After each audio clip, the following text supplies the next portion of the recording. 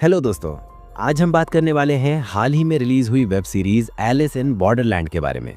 खास तौर पर हम इसके तीसरे सीजन के पहले एपिसोड पर चर्चा करेंगे। उम्मीद है कि आपने इसका पहला और दूसरा सीजन देख लिया होगा। अगर नहीं देखा तो कोई बात नहीं। तो अब बिना वक्त जाया किए चलिए सीधे इस कहानी की मुख्य स्टोरी लाइन पर आते हैं। एपिसोड की शुरुआत में हमें सीजन 2 की एंडिंग का हल्का फुल्का रिकैप दिया जाता है। इसमें दिखाया जाता है कि कैसे अरिसु और उसागी, जो इस मौत की दुनिया के आखिरी पड़ाव को जीत चुके थे, एक साथ बैठे थे। उनसे पूछा जाता है कि क्या वो इस दुनिया की नागरिकता स्वीकार करना चाहेंगे। यहाँ नागरिकता का मतलब है कि वो इस दुनिया के स्थायी निवासी बन सकते हैं, जहाँ उन्हें गेम्स बनाने और उनमें हिस्सा लेने का मौका मिलता है। ये दुनिया इतनी रोमांचक और खतरनाक है कि कुछ लोग, खासकर वो जो थोड़े क्रूर स्वभाव के हैं, इसे बहुत एंजॉय करते हैं। लेकिन अरिसु और उसागी इस नागरिकता को ठुकरा देते हैं।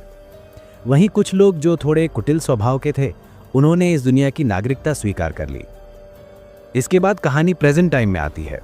हम अरिसु को देखते हैं, जिससे कुछ लोग सवाल जवाब कर रहे हैं। वो पूछते हैं, तो मरने के बाद कहाँ चले गए थे? अरिसु बताता है कि वो करीब 1 मिनट के लिए एक ऐसी अजीब दुनिया में चला गया था, जहां उसने कुछ अनोखे गेम्स खेले जो हमारी सामान्य दुनिया में नहीं खेले जाते। यहाँ एक किरदार शिंतारो अरिसु से पूछताछ कर रहा है। वो जानना चाहता है कि उस दुनिया के गेम्स कैसे थे, वहाँ की जिंदगी कैसी थी और अरिसु ने वहाँ कितना समय बिताया। लेकिन इन बातों को याद करने की कोशिश में अरिसु के दिमाग पर बहुत जोर पड़ता है, जिसके चलते इस पूछताछ को रोक दिया जाता है। फिर भी शिंतारो के मन में ढेर सारे सवाल बाकी हैं और वो जवाब पाने के लिए किसी भी हद तक जा सकता है। इसके बाद कहानी उसागी की तरफ शिफ्ट होती है।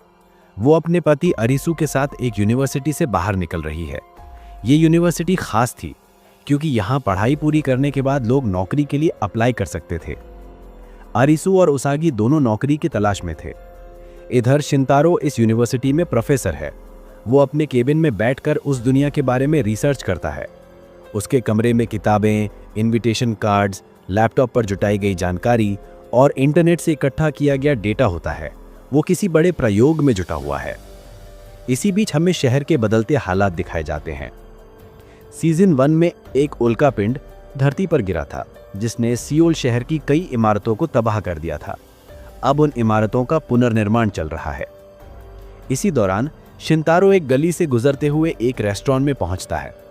वहां उसकी मुलाकात एक ऐसी महिला से होती है जो पहले उन गेम्स का हिस्सा रह चुकी थी। वो बताती है कि वो दुनिया वाकई में मौजूद है, लेकिन वहाँ का समय इस दुनिया के समय से बहुत अलग है। वो शिंतारो को एक दवाई देती है जिसके जरिए उस दुनिया में जाया जा सकता है। हम देखते हैं कि शिंतारो की बॉडी फिट है, लेकिन वो पैरों से लकवाग्रस्त है। तभी उसे एक ईमेल मिलता है जिसमें लिखा है कि अगले हफ्ते 7 तारीख को शाम 7 बजे 7वीं मंजिल पर 7 लोगों के बीच उसे पहुंचना है। ये एक तरह का इन्विटेशन है। नियत समय पर शिंतारो उस लोकेशन पर पहुंचता है जहां और भी लोग इस गेम को खेलने के लिए इकट्ठा हुए हैं। वहां एक होस्ट होता है जो सभी को नियम समझाता है। सभी को कुर्सियों पर बैठना है और उनके सामने 7-7 ताश के पत्ते रखे हैं। खिलाड़ी एक दूसरे से पत्ते लेते जाएंगे। अगर किसी के पास एक ही तरह के 2 पत्ते, जैसे 2 दहाई, 2 तिग्गी आदि आ गए, तो वो खिलाड़ी बाहर हो जाएगा। जिसके पास आखिर में सिर्फ जोकर बचेगा, वही गेम का विजेता होगा और वो उस मौत की दुनिया में जा सकेगा। जैसे ही गेम शुरू होता है, एक खिलाड़ी के पास 2 एक जैसे पत्ते आते हैं और उसे करंट का झटका लगता है, जिससे उसकी मौत हो जाती है। शिंतारो समझ जाता है कि ये कुर्सियां किसी खतरनाक डिवाइस से जुड़ी हैं, जो गलती होने पर खिलाड़ी को मार देती हैं। गेम आगे बढ़ता है और एक एक करके खिलाड़ी बाहर होते जाते हैं। आखिर में सिर्फ 2 लोग बचते हैं, शिंतारो और एक बिजनेसमैन। बिजनेसमैन कहता है कि ये गेम बेकार है और जान जोखिम में डालने का कोई मतलब नहीं। वो शिंतारो से मदद मांगता है। शिंतारो उसकी मदद करना चाहता है और उसे इक्का चुनने को कहता है, लेकिन बिजनेसमैन को लगता है कि शिंतारो उसे धोखा दे रहा है। वो जोकर की बजाय इक्का चुन लेता है और इस गलती की वजह से उसकी भी मौत हो जाती है। नियमों के मुताबिक जिसके पास जोकर बचता है, वही विजेता होता है। इस तरह शिंतारो गेम जीत जाता है और उस मौत की दुनिया के नए मालिक से मिलने का मौका पाता है। कहानी फिर प्रेजेंट टाइम में शिफ्ट होती है। हम उसागी को देखते हैं जो अपने पिता से बहुत प्यार करती थी। उसके पिता को पहाड़ों पर चढ़ने का शौक था, लेकिन कर्ज की वजह से उनकी जिंदगी मुश्किल थी। एक दिन चढ़ाई के दौरान उनके गिरने से मौत हो गई। कुछ लोग कहते थे कि वो कर्ज लेकर भाग गए, लेकिन उसागी को ये बातें बहुत परेशान करती हैं। वो इन यादों से जाग जाती है और अरीसू उसे दिलासा देता है कि एक दिन ये दुख उसका पीछा छोड़ देंगे। अगली सुबह अरीसू ब्रश कर रहा है और उसागी कुछ डॉक्यूमेंट्स तैयार कर रही है। वो कहती है कि नया घर लेने के लिए उन्हें अभी बहुत मेहनत करनी होगी, क्योंकि उनका सारा पैसा शादी की अंगूठी में खर्च हो गया। हालांकि वो सिर्फ शादी की थी। अरीसू एक इन्वेस्टिगेशन कंपनी में काम करता है, जो उल्कापिंड गिरने के बाद बेहोश हुए लोगों से जानकारी जुटाती है। यहाँ अरीसू से मिलने एक लड़की आती है, निरागी। वो बताती है कि वो दुनिया जिसे अरीसू ख्याली समझता है, असल में हकीकत है। वो उसे उस दुनिया में जाने का रास्ता बता सकती है। निरागी बताती है कि उल्कापिंड गिरने के बाद जो लोग कुछ सेकंड या मिनट तक जिंदा रहे, वो उस दुनिया में गए थे। वहाँ का समय इस दुनिया के समय से बहुत अलग है। एक सेकंड वहाँ एक दिन से भी ज्यादा लंबा हो सकता है। इधर उसागी को फिर से पुरानी यादें सताने लगती हैं। उसे वो वाटरफ्रंट रिजॉर्ट दिखाई देता है, जहाँ सीजन 2 में कई गेम्स खेले गए थे।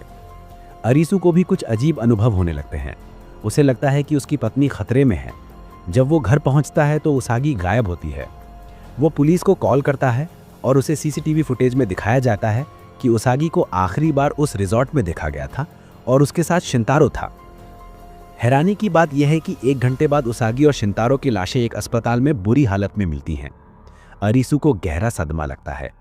वो शिंतारो के ऑफिस जाता है और उसकी चीजें खंगालता है। उसे पता चलता है कि शिंतारो उस मौत की दुनिया का दीवाना था, जहां लोग मरने के बाद और मोक्ष पाने से पहले जाते हैं। अरीसू निरागी से मिलता है और कहता है कि वो अपनी पत्नी को उस दुनिया से वापस लाना चाहता है। निरागी बताती है कि उसके पास सिर्फ 2 मिनट होंगे। वो उसे एक इंजेक्शन देती है, जिसमें एक ऐसा सीरम है जो दिल की धड़कन को कुछ मिनट के लिए रोक देता है।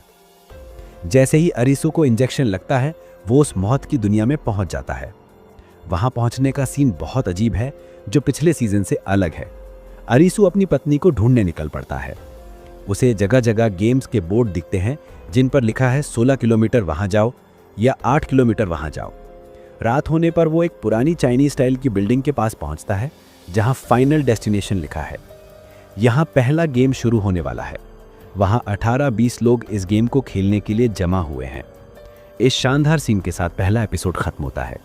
दूसरा एपिसोड जल्द ही आएगा। तब तक के लिए देखते रहिए और सुरक्षित रहिए। इस वीडियो को देखने के लिए बहुत बहुत शुक्रिया।